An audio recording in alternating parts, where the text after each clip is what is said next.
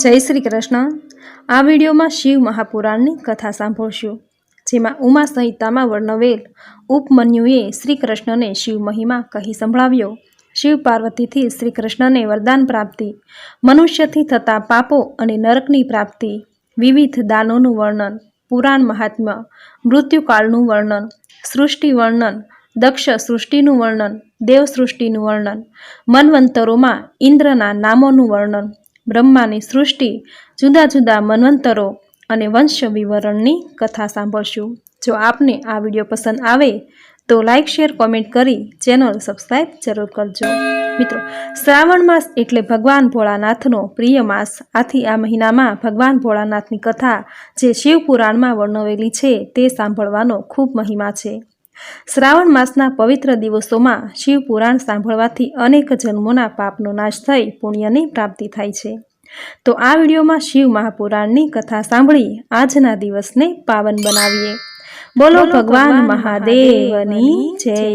ઋષિ મુનિઓએ સૂતજીને પૂછ્યું, હે સૂતજી, આપ હવે શિવ પાર્વતીજીએ ગુપ્ત ચરિત્ર લીલાઓ કેવી કરી અને એ ગુપ્ત ચરિત્ર લીલા સાંભળવાની અમોને તીવ્ર લાલસા છે, એટલા માટે આપ કૃપા કરી અમને સંભળાવો।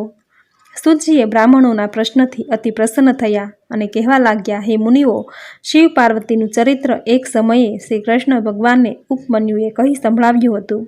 એ જ ચરિત્ર હું તમને સંભળાવું છું, તે તમે મનમાં શિવજી પ્રત્યે ભક્તિભાવ રાખી સાંભળો। ભગવાન શ્રી કૃષ્ણ શિવજીને પ્રસન્ન કરવા માટે કૈલાસ પર્વત ઉપર ગયા। ત્યાં એમને મહર્ષિ ઉપમન્યુને પણ તપ કરતા જોયા। આથી ભગવાન શ્રી કૃષ્ણએ ઉપમન્યુને તપ કરતા જોયા એટલે શ્રી કૃષ્ણએ ઉપમન્યુને પ્રાર્થના કરી કે હે ઋષિ, આપ મને શિવ ચરિત્ર સંભળાવો। એટલે ઉપમન્યુ કહેવા લાગ્યા, હે શ્રી કૃષ્ણ, મેં શિવજી સ્વરૂપ દર્શન કર્યું છે, તેમજ વિષ્ણુ આદિ દેવોના દર્શન પણ કર્યા છે। શિવજીના દિવ્ય રચનામાં મેં જ્યારે દર્શન કર્યા ત્યાર પછી મેં એમનું પૂજન અર્ચન કર્યું, એટલે મારા ઉપર પ્રસન્ન થઈ શિવજીએ વરદાન માંગવા કહ્યું। ત્યારે મેં માંગ્યું, હે પ્રભુ, મને ત્રણેય ફળનું જ્ઞાન થાવો તથા હર હંમેશને માટે તમારી ભક્તિમાં મારું મન પ્રવૃત્ત રહે, મારા સમગ્ર પરિવારને કાયમ અન્ન પાણી મળતું રહે, અને ભગવાન શિવે મને વરદાન આપતા તથાસ્તુ કહ્યું। હવે હું તમને પૂર્વે થઈ ગયેલા શિવ ભક્તોનું વર્ણન કહી સંભળાવું છું, તે તમે સાંભળો। હે યદુવંશી, હિરણ્યકશ્યપે અગાઉ ભગવાન શિવજીનું 10 લાખ વર્ષ સુધી તપ આરાધના કરી અને ઐશ્વર્ય પ્રાપ્ત કરી, પ્રતિષ્ઠા વધારી અને રાજ્ય કર્યું। ત્યારે તેના પુત્ર નંદને પણ ભોળાનાથનું તપ કરી એમની પાસેથી વરદાન મેળવી વર્ષોના વર્ષ ઇન્દ્રના જેવું જ ઐશ્વર્ય ભોગવ્યું। નંદને પછીથી ઇન્દ્ર સાથે યુદ્ધ કરી તેને પરાજિત કરી દેવોને ત્યાંથી ભગાડ્યા। તેનું શરીર એવું વ્રજ જેવું હતું કે ભગવાન વિષ્ણુનું સુદર્શન ચક્ર તથા ઇન્દ્રનું વ્રજ પણ ભાંગીને ટુકડા થઈ ગયા હતા। આ બધું સામથર્ય અને શિવજીની ભક્તિ તપથી જ પ્રાપ્ત થયેલું। ભગવાન ભોળાનાથની પૂજા અર્ચના અને તપ કરવાથી યાજ્ઞવલ્ક્યજીને દિવ્ય જ્ઞાન મળ્યું હતું। ભગવાન વેદવ્યાસજીને ભવ્ય પ્રતિષ્ઠા મળી હતી। દુર્વાસા, દત્તાત્રેય, અત્રિ, અંસુયા, ચંદ્રએ તમામને શિવ કૃપાથી જ પુત્ર રત્નની પ્રાપ્તિ થઈ હતી। શિવ પૂજન તપથી રાજા ચિત્રાંગને શિવજીએ યમુનાથી ડૂબતો બચાવ્યો।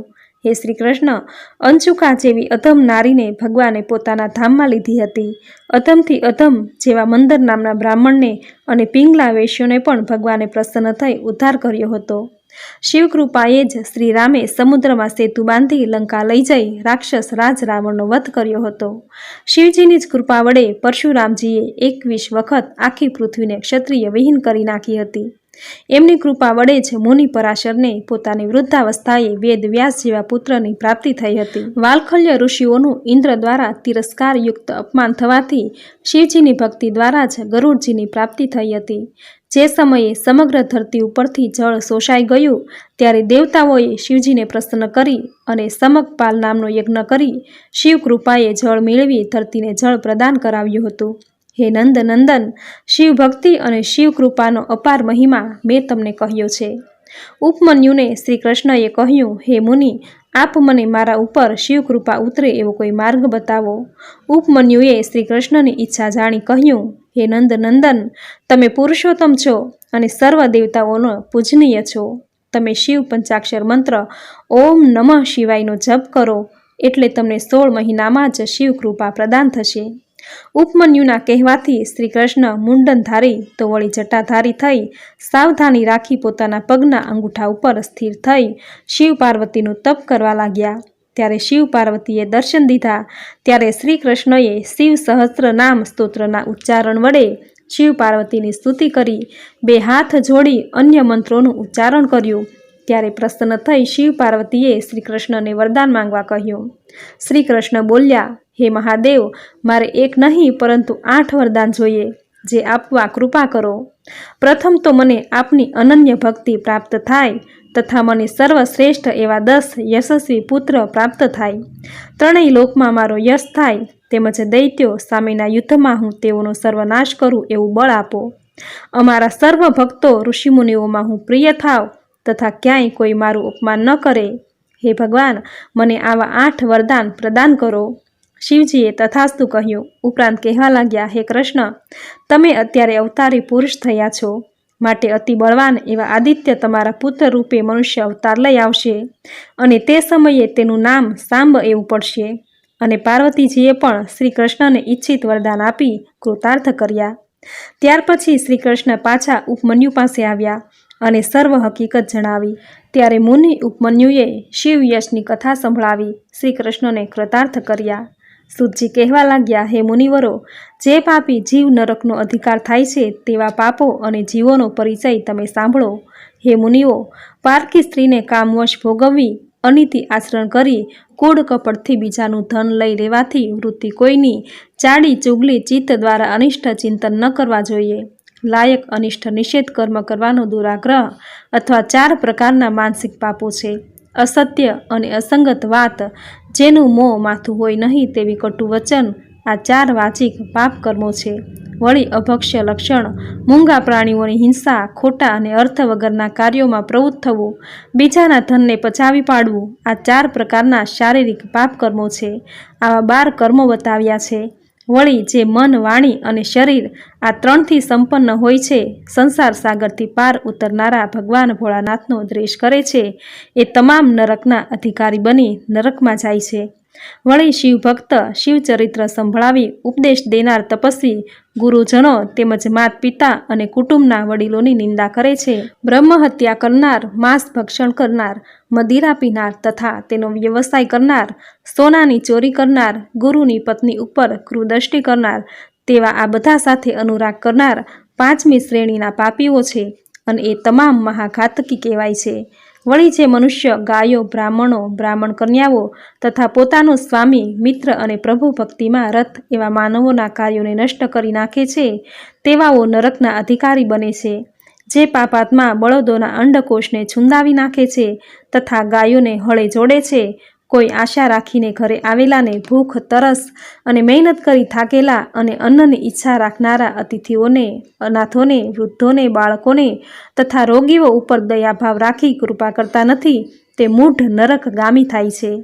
વળી જે મનુષ્ય કર્મ સિવાય કોઈની પાસેથી દંડ વસૂલ કરે છે, એવા રાજાઓ અથવા તો રક્ષણ કરનારા રક્ષકો, રૂશ્વતખોરો, ઓછા નાણાં ચૂકવી વધુ માલ લઈ લેનાર, છેતરનારા, નિરઅપરાધે પ્રાણદંડ અથવા તો કેદ કરનાર છે, પણ નરકે જાય છે। હે મુનિવરો, આ રીતે પાપ કર્મો કરનારા મૃત્યુ પછી રો નરકમાં જાય છે તથા આવા પાપીઓ પોતાના પાપ કર્મો ભોગવવા કલ્પો સુધી પણ છૂટતા નથી। વળી આવા દુષ્કર્મો તથા દુષ્કર્મીઓને સાથ આપે છે, વાણી અને શરીરથી પાપ કરે છે અથવા બીજા પાસે પાપ કર્મ કરાવે છે, તેવા કર્મો કરનારને પોતે ટેકો આપે, છેલ્લે એ બધાને નરક પ્રદાન થાય છે, નરક ગતિ પામે છે। મનુષ્ય કરેલા સાચા કે નરસા કર્મો ભોગવવા જ પડે છે। હે ઋષિઓ, હવે હું તમને એ ધર્મો કર્મોનું વર્ણન કહી સંભળાવું છું, તે તમે સાંભળો। આ લોકમાં શ્રેષ્ઠ કર્મ કરનારા છે, દયાળુ છે, તેવાઓ મૃત્યુ પછી યમ માર્ગે સરળતાથી સુખરૂપ યાત્રા કરે છે। જે કોઈ બ્રાહ્મણોને પગરખા અને પાઘડીઓનું દાન કરે છે, તેવા મનુષ્યો સુખરૂપ અશ્વ ઉપર સવાર થઈ યમલોકમાં જાય છે। જે કોઈ છત્રનું દાન કરે છે તેને છત્ર મળે છે। પાલખીનું દાન કરનારને રથમાં બેસી યાત્રા થાય છે। પથારી અને આસનનું દાન કરવાવાળાને યમ માર્ગમાં વિશ્રામ કરતાં કરતાં સુખપૂર્વક યાત્રા કરે છે। વળી જે વૃક્ષો વાવે છે, બાગ બગીચા વાવે, રસ્તાના કિનારે વૃક્ષો વાવે અથવા તો ફૂલવાડીઓ બનાવે છે, તેવા મનુષ્યો પુષ્પક વિમાનમાં બેસી યાત્રા કરે છે। જે મનુષ્ય દેવો, માતા પિતા, ગુરુજનો, બ્રાહ્મણોની પૂજા કરે છે તેવા લોકો પોતે જ પૂજ્ય બને છે અને પોતાની ઈચ્છા મુજબ યાત્રા કરે છે. દીપદાન, ગ્રહદાન, વાયુદાન, ગોદાન, જળદાન, અન્નદાન તથા પરિશ્રમ કરનારા થાકેલા જનોને માલિશ, ઉબાણ લગાવે છે તેવાઓ મન વાંછિત ફળ પામે છે. વળી તેવાઓને અન્ન પાન વિના પ્રયાસે મળે છે અને છેલ્લે અશ્વ ઉપર વિમાનમાં બેસી સુખપૂર્વક યમલોકની યાત્રા કરે છે. વળી જે મનુષ્ય અસત્યનું આચરણ કરતો નથી, અસત્ય બોલતો નથી અને સદા સત્ય ધર્મનું પાલન કરે છે તે સ્વર્ગલોકની યાત્રા સુખપૂર્વક કરે છે. માટે હે ઋષિમુનિઓ, દાનના પ્રભાવે કર્મ ફળ મળે છે અને તેથી મનુષ્ય સુખ પામે છે, અંતે સ્વર્ગલોકની યાત્રાએ જાય છે. હે મુનિવરો, જેઓ જંગલમાં કંદમૂળ ફળ ખાઈને તપ કરે છે, વેદની એક ઋચાનો સ્વાધ્યાય કરે છે, એ બેયનું ફળ એક સમાન છે. જે દ્રિજ વેદનો પાઠ કરી જે ફળ મેળવે છે તે વેદ પુરાણ ભણાવીને પણ મેળવે છે. જેમ સૂર્ય ચંદ્ર વગર જગતમાં અંધકાર છવાઈ જાય છે, તેમ પુરાણ વગર જ્ઞાનનો અધિર્ભાવ થતો નથી. એટલા માટે સદાયે પુરાણનું પઠન પાઠન કરવું જોઈએ. નર્કમાં અજ્ઞાનને કારણે પડીને સંતાપ પામનારા લોકોને શાસ્ત્ર જ્ઞાન આપીને સમજાવે છે. પુરાણનો કથાકાર વક્તા પોતાની મુક્તાને કારણે સદા લોકોમાં પૂજનીય બને છે. જે કોઈ સાધુ પુરુષને, પુરાણ વક્તાને, બ્રાહ્મણોને, વિદ્યવાન પુરુષોને સુપાત્ર સમજી પ્રસન્નપૂર્વક દાન અર્પણ કરે છે તે પરમ ગતિને પામે છે. સુપાત્ર બ્રાહ્મણને ભૂમિદાન, ગાયોનું દાન, હાથી કે ઘોડાનું દાન આપે છે તે આ જન્મ અને પરલોકમાં અક્ષય મનોરથો મેળવી અશ્વમેઘ યજ્ઞ કરવા જેટલું પુણ્ય ફળ મેળવે છે. જે માનવ ભગવાન શિવની શિવ મહાપુરાણ કથા સાંભળે છે તે કર્મોના વિશાળ વનને સળગાવીને સંસાર સાગરથી તરી જાય છે. માનવ ભગવાન શિવજીની કથા 2 ઘડી કે 1 ઘડી અથવા તો 1 ક્ષણ માટે પણ શિવકથા શ્રવણ કરે છે એની ક્યારેય પણ દુર્ગતિ થતી નથી. જેમ યજ્ઞ કરવાથી જે ફળની પ્રાપ્તિ થાય છે એ જ ફળ શિવ મહાપુરાણ કથા શ્રવણ કરવાથી થાય છે. હે મુનિવરો, આ હળાહળ કળયુગમાં પુરાણોના શ્રવણ સિવાય માનવ માટે બીજો કોઈ શ્રેષ્ઠ ધર્મ જ નથી. વળી શિવ મહાપુરાણ અને શિવામ સંકીર્તન માનવ માટે મોક્ષ અને ધ્યાનરૂપી ફળ દેનારું છે. જે કોઈ તીર્થયાત્રા કરીને ફળ મેળવે છે એ જ ફળ શિવ મહાપુરાણ કે પુરાણોનું શ્રવણ માત્રથી મળે છે. પાર્વતીજીએ મહાદેવજીને પૂછ્યું, હે પ્રભુ, કાલચક્રના સંબંધમાં મને એક સંશય રહે છે, તો હવે દેવ મૃત્યુનું લક્ષણ શું છે તે મને જણાવો. શિવજી કહેવા લાગ્યા, હે પ્રિયે, જો શરીર ચારે તરફથી પીળું પડી જાય અને ઉપરથી થોડું લાલ રહે તેવું જણાય ત્યારે એમ જાણવાનું કે એવા મનુષ્યનું મૃત્યુ 6 માસની અંદર થશે. અને જ્યારે આંખો તેમજ જીભનું સ્તંભન થઈ જાય ત્યારે પણ મનુષ્યનું મૃત્યુ 6 માસની અંદર થશે તેમ જાણવું જોઈએ. હે પ્રિયે, જ્યારે સૂર્ય ચંદ્ર મનુષ્ય જોઈ શકે નહીં અને એને સર્વત્ર કાળું કાળું અંધકારમય છવાઈ જાય ત્યારે સમજવાનું કે એવા મનુષ્યનું મૃત્યુ પણ 6 માસમાં જ થશે. વળી જે મનુષ્યનો ડાબો હાથ લગાતાર 1 સપ્તાહ સુધી ફરક્યા કરે ત્યારે તેવા મનુષ્યનું જીવન 1 જ માસ બાકી છે. બીજા લક્ષણોમાં જ્યારે મનુષ્ય શરીર જકડાઈ જાય, શરીર ફાડતું લાગે, આળસ જણાય અને તાળવું સુકાઈ જાય ત્યારે તેવા મનુષ્યનું પણ 1 માસમાં મૃત્યુ થાય. ત્યાર પછી કાળચક્રને જીતવાની શિવજીએ પાર્વતીને જણાવતા કહ્યું, હે દેવી, શ્રેષ્ઠ દેવતા, દૈત્ય, રાક્ષસ, નાગ અને મનુષ્ય કોઈ પણ દ્વારા કાળનો નાશ થઈ શકતો નથી. પરંતુ જે જ્ઞાની ધ્યાનપરાયણ યોગી છે તેણે શરીર ધારણ કરેલ હોવા છતાં પણ તે કાળને નષ્ટ કરી શકે છે. આ પંચભૌતિક શરીર સદાય ભૂતોના ગુણોથી યુક્ત જ ઉત્પન્ન થાય છે અને એમાં જ તેનો લય થાય છે. માટીનો દેહ માટીમાં જ બળી જાય છે. આકાશની વાયુની ઉત્પત્તિ થાય છે. વાયુનું તેજ તત્વ પ્રગટ થાય છે અને તેજ તત્વથી જલ પ્રગટ થાય છે અને જલથી પૃથ્વીનો અવિર્ભાવ થાય છે. પૃથ્વી આદિભૂત ક્રમશઃ પોતાના જ કારણમાં લીન થાય છે. પૃથ્વીના 5, જલના 4, તેજના 3 અને વાયુના 2 ગુણ છે. પૃથ્વી વગેરેમાં જે ગુણ બતાવ્યા છે એમના નામ આ પ્રમાણે છે: શબ્દ, સ્પર્શ, રૂપ, રસ અને ગંધ. જ્યારે ભૂત પોતાના ગુણનો ત્યાગ કરી દે છે ત્યારે તે નષ્ટ થઈ જાય છે અને જ્યારે તે ગુણને ગ્રહણ કરે છે ત્યારે તેનો પ્રાદુર્ભાવ થાય છે. આ કારણે કાળને જીતવાની ઈચ્છાવાળા યોગીઓ માટે જરૂરી છે કે તે પ્રતિદિન પ્રયત્નપૂર્વક પોતાના કાળમાં એમના અંશભૂત ગુણોનું ચિંતન કરે. યોગ વેદતા પુરુષ માટે જરૂરી છે કે સુખદ આસન ઉપર બેસીને વિશુદ્ધ શ્વાસને રોકવાનું એને પ્રાણાયામ કહેવાય છે. આ પ્રાણાયામ દ્વારા યોગીઓ યોગ અભ્યાસ કરે છે. રાત્રિના સમયે જ્યારે બધા સૂઈ જાય ત્યારે દીપકને ઓલવીને અંધકારમાં યોગ ધારણ કરે. તર્જની આંગળીથી બંને નાકના છિદ્રો બંધ કરી 2 ઘડી સુધી દબાવી રાખે. એ અવસ્થામાં અગ્નિ પ્રેરિત શબ્દ સંભળાય. ત્યાર પછી સંધ્યાકાળે કરેલું ભોજન તુરંત જ પચી જાય છે અને રોગ દોષ નષ્ટ થઈ જાય છે. જે સાધક આ રીતે 2 ઘડી સુધી શબ્દ બ્રહ્મનો સાક્ષાત્કાર કરે છે તે મૃત્યુ તથા કામને જીતીને આ જગતમાં સ્વચ્છંદ વિચરણ કરે છે. આટલું જ કહી શિવજીએ પાર્વતીને કાલ જપનો એક બીજો ઉપાય પણ જણાવ્યો. હે દેવી, સૂર્ય અથવા તો ચંદ્રને પાછળ રાખી સફેદ વસ્ત્રો ધારણ કરી ધૂપ દીપથી સુગંધિત થઈ ઓમ નમો ભગવતે રુદ્રાય મંત્રનો જાપ કરવાથી બ્રહ્માની પ્રાપ્તિ થાય છે અને છાયા પુરુષને જોઈ 1 વર્ષ સુધી બતાવેલા મંત્રનો જે કોઈ જાપ કરે છે તે સર્વ સિદ્ધિઓ પ્રાપ્ત થાય છે. સૃષ્ટિ સર્જન કરનારા બ્રહ્માજી, પાલન કરનારા વિષ્ણુ તથા શિવજી સંહાર કરનારા પરમાત્માએ સૃષ્ટિના સર્જન પહેલાં સર્વપ્રથમ જળને ઉત્પન્ન કર્યું. ત્યાર પછી એ જળમાં પ્રજાપતિ કરવા માટે બીજ નાખ્યું. એ જળ નાર કહેવાય છે કારણ કે તે નરના પુત્રો છે.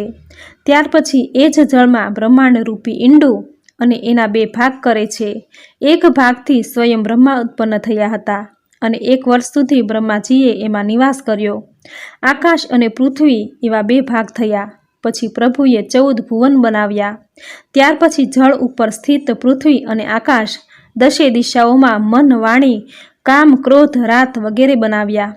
ત્યાર પછી મરીચી, અંગીરા વગેરે 7 ઋષિઓ અને પોતાના ક્રોધથી 11 રુદ્રો તથા સનત કુમારોને ઉત્પન્ન કર્યા. આ 7 ઋષિઓની મહાન દિવ્ય અંશો ફેલાયા.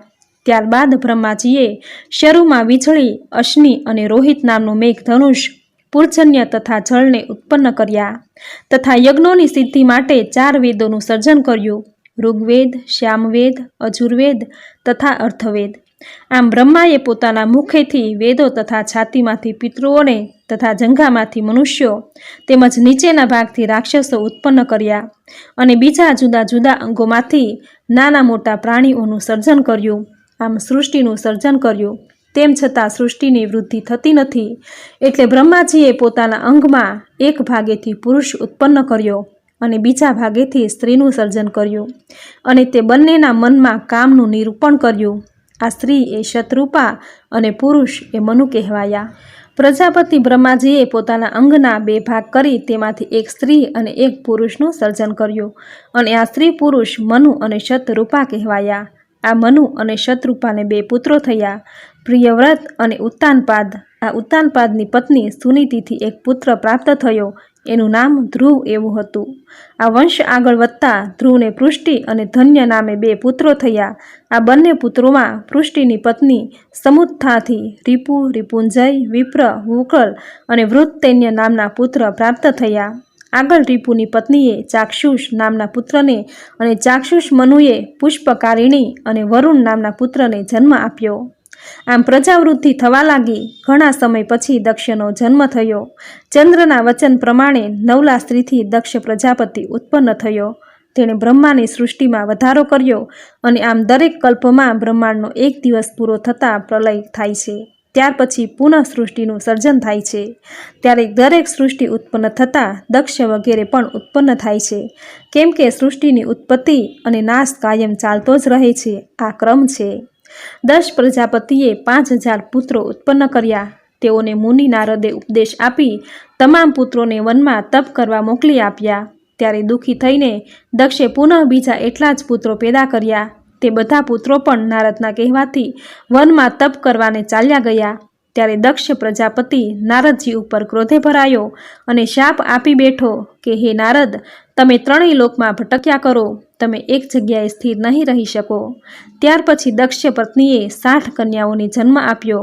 એમાંની ધર્મને 10 કન્યા, કશ્યપ ઋષિને 13 કન્યા, ચંદ્રને 27 તથા 4 ચરિષ્ટને મીને તથા બ્રહ્માપુત્રને 2 કન્યા, અંગીરાને પણ 2 કન્યા તથા કુશ્વને 2 કન્યાઓ આપી.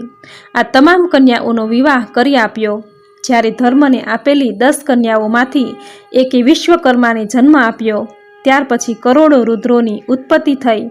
એમાંના 11 રુદ્રી ત્રણેય લોકમાં પરમેશ્વર થયા. પ્રથમ મન્વંતરમાં ઇન્દ્રનું નામ યજ્ઞ હતું. બીજા મન્વંતરમાં રોચન નામ હતું. ત્રીજા મન્વંતરમાં સત્યજીત હતું. 14 મન્વંતરોમાં મનુઓના સંતાનોમાં જુદા જુદા ઇન્દ્ર અને દેવો ઋષિઓ થતા આવ્યા છે. અને તે સૌ 1 સહસ્ત્ર યુગો સૃષ્ટિનું પાલન પોષણ કર્યા પછી બ્રહ્મલોક સિધાવે છે. ત્યારે બ્રહ્માજી નારાયણ હરિમાં પ્રવેશ કરે છે. જે સમયે સૂર્યના તાપથી પૃથ્વીના જીવો બળવા લાગે છે ત્યારે કલ્પના અંતમાં કેટલાય ભૂતોનો પ્રગટ કરે છે અને તે સમયે શિવ હરિ તેઓનો નાશ કરે છે. અને આ જ મન્વંતરોની ઉત્પત્તિનો ક્રમ રહ્યો છે. બ્રહ્માજીએ જુદા જુદા દેવોના રાજાઓ તરીકે દેવોને જ અભિષેક કર્મો જેમ કે જળના રાજા વરુણને નિમ્યા, રાજાઓના રાજા તરીકે કુબેરની નિમણૂક કરી, વિષ્ણુને સૂર્યોના રાજા સ્થાપ્યા, અગ્નિને વસુઓના રાજા બનાવ્યા, દક્ષ પ્રજાપતિને પ્રજાઓના રાજા સ્થાપ્યા એટલે કે તેઓ પ્રજાપતિ કહેવાયા. ઇન્દ્રને દેવતાઓનો રાજા બનાવી સ્વર્ગના સિંહાસને આરૂઢ કર્મો રાક્ષસોનો રાજા પ્રહલાદને બનાવ્યો. પિતૃઓનો રાજા યમ થયો અને છેલ્લે માતૃક મંત્ર તથા રાક્ષસો ભૂતો પિશાચોના રાજા શિવને બનાવ્યા. પર્વતરાજ હિમાલયને સર્વે પર્વતોના રાજા નિમ્યા તથા નદીઓના રાજા સમુદ્રને બનાવ્યા. વનમૃગોના રાજા તરીકે સિંહને નિમ્યો, વૃષદને બળદોનો રાજા બનાવ્યો, તમામ વનસ્પતિઓના રાજા સ્થાપ્યા. પૂર્વ દિશા નાશની વિરાટ નામના પ્રજાપતિના પુત્રને રાજા બનાવ્યો. પશ્ચિમના રાજા તરીકે કેતુમાનને તથા ઉત્તરના રાજા હિરણ્યરોમાને તથા દક્ષિણ દિશાના રાજા તરીકે સુધન્વાનો રાજા તરીકે અભિષેક કર્યો.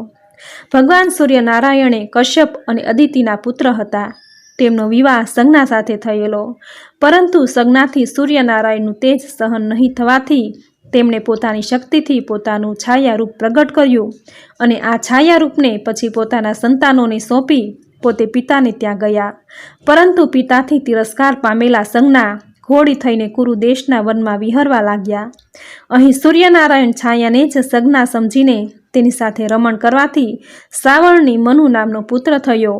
પોતાના પુત્ર ઉપર અધિક પ્રેમ વર્ષાવતી છાયાને સૂર્યપુત્ર યમે લાત મારી ત્યારે યમને છાયાએ શાપ આપ્યો કે તારા બંને પગો નષ્ટ થઈ જાવો.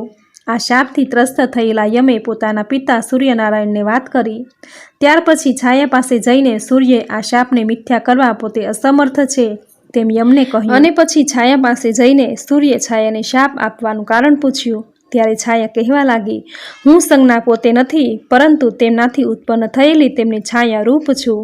સાંભળતા જ સૂર્યે પોતાની યોગ શક્તિથી જાણી લીધું કે સંજ્ઞા અત્યારે કુરુ દેશના વનમાં ઘોડી રૂપે વિચરણ કરી રહી છે. એટલે સૂર્ય ઘોડાનું રૂપ લઈ સંજ્ઞા પાસે મૈથુનની ઈચ્છાથી આવ્યા, પરંતુ સંજ્ઞા આ માટે રાજી થઈ નહીં. ત્યારે સૂર્ય ઘોડા રૂપે પોતાનું વીર્યસ્ખલન કરી સંજ્ઞાની રૂપે સિક્કા ઉપર નાખ્યું. આથી અશ્વની કુમાર ઉત્પન્ન થયા. ત્યાર પછી સંજ્ઞાને ખ્યાલ આવ્યો કે ઘોડા રૂપે સૂર્ય પોતે જ છે, એટલે સૂર્ય સાથે સ્વગ્રહે પાછા ફર્યા. હે મુનિઓ, સ્વયંભૂ મનુના પછી 6 મનુષ્યો તામસ, રેવત, ઉત્તમ, આક્ષુય, પછી સાવર્ણી મનુ, રૈચમુનુ, બ્રહ્મ મનુ, ધર્મ સાવર્ણી મનુ, રુદ્ર સાવર્ણી મનુ, દેવ સાવર્ણી મનુ તથા ઇન્દ્ર સાવર્ણી મનુ, આ બધા વૈવત્સ મનુ કહેવાયા. અને આ 14 મનુઓ દરેક કાળને અનુસરે છે. અને 100,000 વર્ષ પૂરા થાય એટલે 1 કલ્પ સમજવો અને 1 કલ્પ સુધી પ્રવર્તમાન હોય છે. આ 100,000 યુગ એટલે 1 કલ્પ સમજવો. બ્રહ્માના 7 પુત્રો તે મનુઓના સમયના ઋષિઓ હતા. હાલ સપ્ત ઋષિ તરીકે ઉત્તર દિશામાં નિવાસ કરે છે. વસિષ્ઠજીના પુત્રો 3જા મન્વંતરમાં તથા 4થા મન્વંતરમાં દક્ષ પુત્રો, 5મા મન્વંતરમાં દેવપુત્રો સપ્ત ઋષિ દેવબાહુ, જય, મુનિ, વેદશિરા, હિરણ્યરોમા હતા. 6ઠા મન્વંતરમાં રચિ, પ્રજાપતિ અને સપ્ત ઋષિઓ છે. 7મા મન્વંતરમાં મરીચી પુત્રો કશ્યપના પુત્રો થશે. 8મા મન્વંતરમાં સાવર્ણીના પુત્રો, 9મા મન્વંતરમાં પોલ, સત્યવંશી વગેરે 7 ઋષિઓ થશે. આમ 14 મુનુઓ તપસ્વી મન્વંતરો તરીકે પ્રખ્યાત થયા. 100,000 યુગો પૂર્ણ થતાં 1 કલ્પ પૂર્ણ થાય એવું કહેવાય છે. સુતજી કહેવા લાગ્યા, હે મુનિશ્રેષ્ઠો, વૈવત્સ મનુને ઈક્ષ્વાકુ, શાબ, નાભગ વગેરે 9 પુત્રો થયા હતા. પરંતુ એક સમયે પુત્ર ના હોવાને કારણે વૈવત્સ મનુએ પુત્ર કામેષ્ઠી યજ્ઞ કર્યો અને ત્યારે ઈડા નામે પુત્રી ઉત્પન્ન થઈ. ત્યારે આ ઈડા એ ઈલાને મિત્રાવરણ પાસે જઈને કહ્યું કે પોતે તમારા અંશથી પ્રગટ થઈ છે, માટે તમે કોઈ કર્તવ્યનો નિર્દેશ કરો. ત્યારે પિતા વરુણે પ્રસન્ન થઈ સુદ્યુમનના નામથી પુરુષ બની જવાનું વરદાન આપ્યું. ત્યારે ઈલા પોતાને ઘેર જતા રસ્તામાં બુદ્ધનો મેળાપ થયો અને બુદ્ધની ઈચ્છાથી ઈલાએ બુદ્ધ સાથે મૈથુન કરી પુરરવા નામે પુત્ર ઉત્પન્ન કર્યો. ત્યાર પછી મિત્ર વરુણે આપેલા વરદાનથી ઈલા શુદ્ધમ બની 3 પુત્રો ઉત્પન્ન કર્યા: ઉત્કલ, ગય અને વિંતાશ્વ. મનુના પુત્ર આંતરને રૈભ્ય નામે પુત્ર થયો અને તેને પણ 100 પુત્રો થયા. અને તેમાં મોટા પુત્ર કુકરમાની પુત્રી રેવતીને બળદેવ સાથે વિવાહ કર્યા. શ્રી કૃષ્ણને પણ ઘણા પુત્રો થયા. ત્યારે મનુના પુત્ર નૃગથી ગાયોના દાનમાં ક્ષતિ થવાથી તે કાંચીડો થયો અને ત્યારે નૃગે શ્રી કૃષ્ણને પ્રસન્ન કર્યા અને શ્રી કૃષ્ણએ તેનો ઉદ્ધાર કર્યો. આવી જ ભૂલ મનુના પુત્ર પૂજ્યથી થઈ. તેણે અંધકારને લઈને વાઘને બદલે ગાયને મારી નાખી. આથી તે શુદ્ર થયો, પરંતુ તેની શિવ ભક્તિથી તેનો ઉદ્ધાર થયો. જ્યારે વૈવસ્થ મનુના નાકમાંથી ઉત્પન્ન થયેલા વિકુશી નામના 100 પુત્રોમાં મોટો અયોધ્યાનો રાજા થયો. તેનાથી પણ એક ક્ષતિ થઈ ગયેલી. તેણે શ્રાદ્ધ કર્મ કર્યા સિવાય સસલાનું માંસ ખાધું, એટલે તેને શશદપણું મળ્યું. તેથી તેના પિતા ઈક્ષ્વાકુએ તેનો ત્યાગ કર્યો. ત્યારે ઈક્ષ્વાકુ મૃત્યુ પામ્યો. ત્યાર પછી વશિષ્ઠ બાપજીના પ્રતાપે તે રાજા થયો અને પછી તેના શકુની વગેરે 15 પુત્રો થયા. તેમાંથી સયોધનો પુત્ર કુકુત્સથ, ચરિનાભ, યથુ, વિષ્ટારીશ્વ, ઇન્દ્ર, યૌનાશ્વ, શાવસ્તક, બૃહદાક્ષ, કુવલાક્ષ્વ, વૃષાશ્વ, કર્મશ્વ, નિકુંભ, મહંતાશ્વ, હેમવતી, પ્રસેનજીત, યુવાશ્વ, માંધાત, મુચકુંદ, કવિશ્વર અને સત્યવ્રત. આ સત્યવતે કોઈ કન્યાનું અપહરણ કરી તેની સાથે લગ્ન કરી તેને પત્ની બનાવી. તેનાથી તેના પિતા ત્રૈવારુણીએ સત્યવ્રતનો ત્યાગ કર્યો. આથી સત્યવ્રત ચંડાલો ભેગો જઈ વસ્યો. એ સમયે વૃષ્ટિ થઈ નહીં. આથી વિશ્વામિત્રજી તપ કરવા માટે ગયા. ત્યારે ભૂખથી વ્યાકુળ પુત્રોને પોષવા માટે વિશ્વામિત્રની પત્ની પોતાના વચલા પુત્રને ગળે બાંધી તેને વેચી નાખવા નીકળી. ત્યારે સત્યવ્રતે 100 ગાયો આપી એના પુત્રને ખરીદી લીધો. આ પુત્રને ગળે બાંધવાથી તેનું ગાલ્વ એવું નામ પડ્યું અને તે મોટો થઈ તપસ્વી થયો. ચાંડાલોમાં ઉછરેલો સત્યવ્રતે વિશ્વામિત્રનું 12 વર્ષ સુધી પોષણ કર્યું. એકવાર એને માંસ ના મળવાથી વશિષ્ઠ મુનિની ગાયને મારી તેનું માંસ ખાધું તથા વિશ્વામિત્રના પુત્રને પણ ગાયનું માંસ ખવડાવ્યું. આથી વશિષ્ઠ ઋષિ ક્રોધ પામ્યા અને કહેવા લાગ્યા, તે પિતાને સંતોષ ના આપી અને ગુરુજનની ગાયને મારી નાખી તથા પોષણ ના કર્યું અને આ ગાયનું માંસ ખાઈ તે 3 અપરાધો કર્યા. આથી તે ત્રિશુંક કહેવાયો. ત્રિશુંકે વિશ્વામિત્રના કુટુંબનું પોષણ કર્યું હોવાથી વરદાન માંગવા કહ્યું. ત્યારે વિશ્વામિત્રજીએ તેને સંદેહે સ્વર્ગે મોકલ્યો. આ ત્રિશુંગની પત્ની સત્યરથાએ હરિશ્ચંદ્ર નામના પુત્રને જન્મ આપ્યો. આ હરિશ્ચંદ્રના વંશમાં પછી હરિશ્ચંદ્રનો રોહિત વૃક બાહુ નામે પુત્ર થયા. આ બાહુકને હય નામના રાજાએ યુદ્ધમાં હરાવી તગેડી મૂક્યો હતો. આ બાહુ પોતાની પત્ની સાથે ઓર્વ નામના મુનિના આશ્રમે જઈ વસ્યો. ત્યાં તેને સગર નામના પુત્રની પ્રાપ્તિ થઈ. આ સગરે ત્યાર પછી ઓર્વ મુનિ પાસેથી અસ્ત્ર શસ્ત્ર મેળવી પેલા હયને જીતી લીધો અને તેના ધર્મ નાશ કરી મસ્તકનું મુંડન કરાવી શક તથા પાહલવ નેવાઓને મુક્ત કર્યા. ત્યાર પછી પૃથ્વી સમૃદ્ધિ બનાવી. સગરે અશ્વમેઘ યજ્ઞનો આરંભ કરતા પહેલા અશ્વને છૂટો મૂક્યો. એ સમયે ઇન્દ્રને પોતાનું આસન ડોલતું લાગ્યું. આથી તેણે પેલા અશ્વને ધરતીની અંદર સંતાડી દીધો. આથી એ અશ્વને શોધવા સગરના 60,000 પુત્રો અશ્વ શોધવા નીકળ્યા અને એમને માલુમ પડ્યું કે અશ્વ ધરતીની નીચે છે. ત્યારે તે જગ્યા ખોદવા લાગ્યા. ત્યાં કપિલ મુનિ સમાધિ લગાવીને બેઠેલા જોયા. પોતાની સમાધિ ભંગ થવાથી કપિલ મુનિ ક્રોધિત થયા અને એ ક્રોધાગ્નિમાં સગરના પુત્રો બળી મર્યા. ઇતિ શ્રી મહાશિવ પુરાણે ઉમા સંહિતામાં ઉપમન્યુએ શ્રી કૃષ્ણને શિવ મહિમા કહી સંભળાવ્યો. શિવ પાર્વતીથી શ્રી કૃષ્ણને વરદાન પ્રાપ્તિ, મનુષ્યથી થતા પાપો અને નરકની પ્રાપ્તિ, વિવિધ દાનોનું વર્ણન, પુરાણ મહાત્મ્ય, મૃત્યુકાળનું વિવરણ, સૃષ્ટિ વિવરણ, દક્ષ સૃષ્ટિનું વિવરણ, દેવ સૃષ્ટિનું વર્ણન, મન્વંતરોમાં ઇન્દ્રના નામોનું વિવરણ, બ્રહ્માની સૃષ્ટિ, જુદા જુદા મન્વંતરો, વંશ વિવરણ, સત્યવ્રત વંશ વિવરણ, સત્યવ્રત વંશ વિવરણ કથા સંપૂર્ણ. બોલો ભગવાન ભોળાનાથની જય. તો મિત્રો, ખૂબ જ સુંદર મહાશિવપુરાણની કથા તમે પૂરી શ્રદ્ધાથી સાંભળી, જે સાંભળવાનું પુણ્ય ફળ તમને જરૂર પ્રાપ્ત થશે. ભગવાન ભોળાનાથની કૃપા હંમેશા તમારા પર વરસતી રહેશે. ભગવાન ભોળાનાથ અત્યંત ભોળા છે. તેના ભક્તોને શિવપુરાણનું થોડું શ્રવણ કરવા માત્રથી જ તેના પર પ્રસન્ન થઈ જાય છે. તેના ભક્તોના રોગ દોષ પાપ નષ્ટ કરી પુણ્યની પ્રાપ્તિ કરાવે છે. આટલું મહાત્મ્ય છે શિવપુરાણની કથા સાંભળવાનું. તો મિત્રો, આજના આ વિડીયોમાં શિવપુરાણની સુંદર કથા સાંભળવી તમને જરૂર ગમી હશે. તો વિડીયોને લાઈક કરી કોમેન્ટમાં જય ભોળાનાથ હર હર મહાદેવ જરૂર લખજો. ચેનલ સબસ્ક્રાઈબ કરી બાજુમાં બેલ આઇકન જરૂર પ્રેસ કરજો. આવી જ નવી ધાર્મિક માહિતી, નવા ધાર્મિક વિડીયો સાથે ફરી મળીશું. ત્યાં સુધી આપ સૌને મારા જય શ્રી કૃષ્ણ.